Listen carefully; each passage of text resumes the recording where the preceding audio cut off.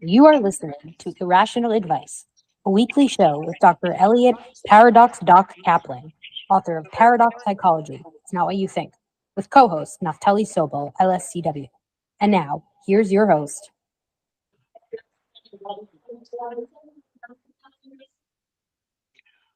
Hi, this is Dr. Elliot Paradox Doc Kaplan. Thank you for our current episode, coming to our current episode.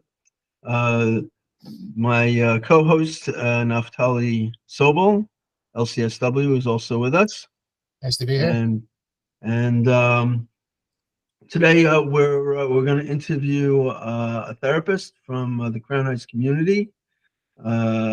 She goes by Sarah, or sometimes Perla Katzberg, and she sees kids and families and couples as well, I believe. And we're going to have an interview on that. As we're getting started, Naftali, I believe you have some questions that came up from one of the viewers from last week. Yeah, it was asked. Someone asked me with Paradox if I always do Paradox all the time with all my clients and what that looks like. And I'll tell you what I answered, and if Dr. Kaplan you want to add to that, please do. So I follow Dr. Kaplan's approach, and according to Dr. Kaplan, Paradox is it's a perspective, it's a view of what therapy is. So while I'm not always doing a paradoxical intervention, I'm always viewing the client in the perspective of paradox. And what's paradox? It's really attachment and connecting to the client. People are paradoxical. We have competing and opposite needs. For example, a person might want to be very excited and want to be all over the room or share a lot of things on one hand, but on the other hand, they know that they need to be quiet and they need to be proper and they need to control themselves. And we have these competing things within us all the time. In the classic Jewish literature, Yetzer Hara, Yetzer Tov, it's a paradox to have both of these things inside of us. So since we're paradoxical, I think any good therapist is going to have an element of paradox in therapy. And that means that in therapy, very often in therapy, you find that a client has done something that wasn't so good or feels a certain way that's not so good. And the therapist, they accept the client where they are. A good therapist is going to accept the client. Then accepting someone for something bad or something not good is a little paradoxical. Logic dictates that I do something bad, so I should be blamed. I'm wrong. I want to give a little example. It turns out that this past weekend, my grandson and son came over, and a friend of his came over to us for Shabbos. So it turns out the friend was pretty disruptive and running around, and they're both running around, and they're, fighting back and forth, kid fight, nothing over the top, but they had their magnet blocks, and they're crashing their magnet blocks, and I see it's going to be a balagan, it's going to be a big thing. So we came back from shul, and I told my wife what I was going to do. I sat the kids down. I said, listen, we still have the afternoon to go, and now we're going to make a plan. Okay, we're going to make a big plan for what we're going to do this afternoon. And the kids will know a plan. What's the plan? We got to sit in our seat, right? That's the plan, right? That's what they're assuming. So I told them, I said, all right, this is the plan. The plan is that you guys have to make the biggest mess you can. All right, that's what we're going to do this afternoon. We're going to make the biggest mess you can, so much that it's going to be such a big mess that it's going to take you 2 hours to clean it up. Okay, because it's going to take 2 hours to clean up. It's going to be such a big mess. So the friend was like, yeah, all right, that's a good idea. And my grandson is like, Well, I don't know. It's 2 hours to clean it up. That's the plan. You're gonna make such a big mess, and then when you clean it up, it's gonna take so long because it's such a big mess. So basically, I created what I call a win-win double bind, meaning that if they made the mess, now they know they have to clean it up. And if they decide that they don't want to clean it up, well, if they don't want to clean up, then they just won't make the mess. So it turns out they did make a mess. It wasn't 2 hours worth. But what was interesting is because I spoke to my wife after, and we said, had I not said anything to the kids that they're going to have to clean up whatever mess they made, they would have left the house. It would have been for me and my wife to go into the basement and clean everything up. But the very fact that we kind of put it in part of the equation that they had to clean up, so it was a little paradoxical that they were told they could make a mess, but at the same time they had to they were going to have to clean up. So with what Naftali was saying, I just want to say on my business card, I have, the Asylum for Paradox Psychology, and underneath that I have the most dangerous therapy in the world. And people have asked me, what do you mean the most dangerous therapy? Therapy's not dangerous, but therapy's supposed to help, right? And I realized that, the reason it's dangerous is because paradox doesn't work on behavior. I don't care about behavior. As strange as that sounds, behavior is not my issue. Behavior changes, but it's due to the fact that when you have a relationship with the client, when you have that alliance, and you can save in crazy stuff like you guys have to make a big mess because now we're together. Now we're together, so now people can make choices as to what they're going to do and to know the consequences of what's going to happen. Yeah. So go ahead. No, I just think, so sometimes Paradox is known for its absurdity and being dangerous.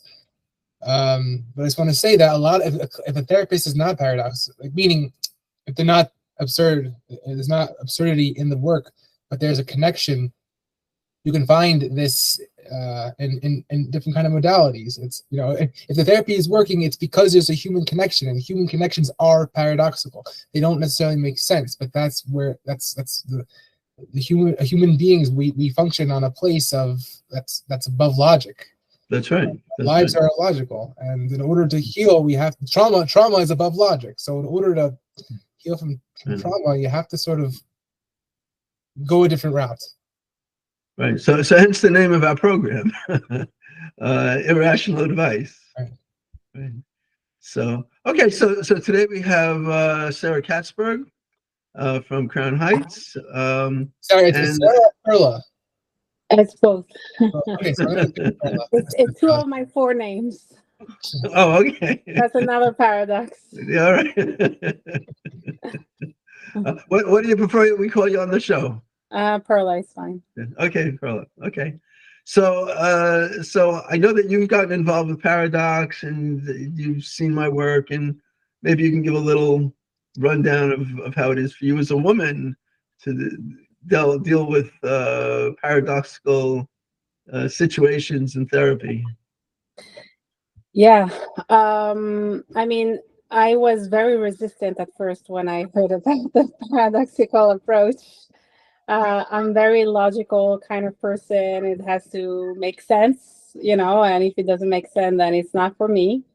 But I came to see that I guess it doesn't have to make sense for me to understand how it works for it to work. And I use it. I still can't really use it in right away. Well, even though depending on how I'm feeling with a client, sometimes, especially with children, I can see how it can really strengthen the alliance when I tell the child, especially if the parent is present. What did I do yesterday?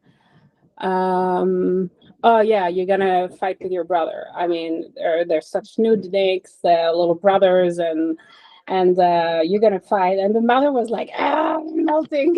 What are you doing? That's not the message that I want to go across, But yeah, like kind of encouraging the behavior that is already there. Obviously, she hears from her mother and her father and her teachers and who's not, what she has to do. She knows what she has to do, so she doesn't need an extra person to know what to do. So I think it's a very, especially with children, I think it's like why they feel understood. Oh, this one got me. Like she really gets me now. Like everybody's telling me to do the opposite, and she's telling me that I'm doing the right thing. So they get that validation that was very important to create the relationship. With older, so with children, I think it's easier to use the paradox like maybe almost right away.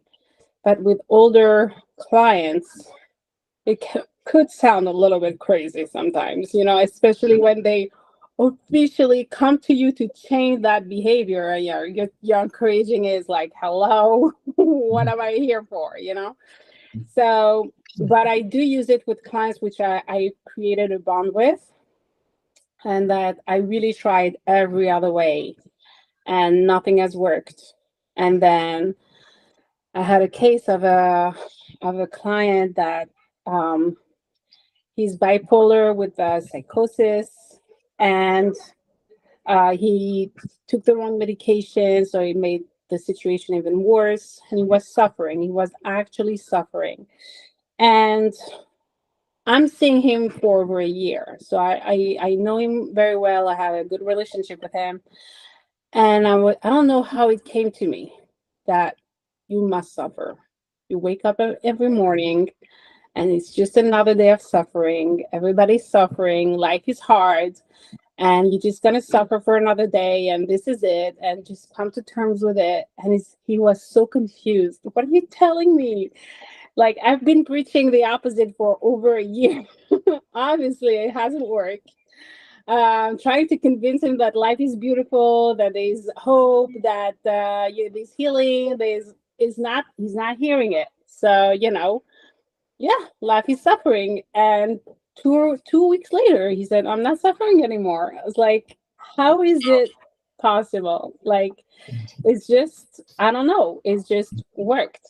And I try, like with him in particular, like, it's like when I do this intervention, I see that the confusion, like you've been telling me the opposite for like, because we have that connection. So he knows me, and it's like, what are you telling me? Are you really telling me that? And so he has to figure it out on his own. What do I really want? Like, so, and we laugh about it together. We actually laugh in session about it because it's so funny, like, and we can make light of something that he's taking so seriously. The Kaplan, you're Okay. He's on the phone. yeah. So. Okay, good. All right, we got to start over. Zeb just called me. The link went down. What happened? The link went down, so I guess we all got knocked off. Oh, that's funny. Okay, that was good preparation. All right, that was good practice. Okay, sounds good. All right, I guess so. We'll get off and we'll come back on.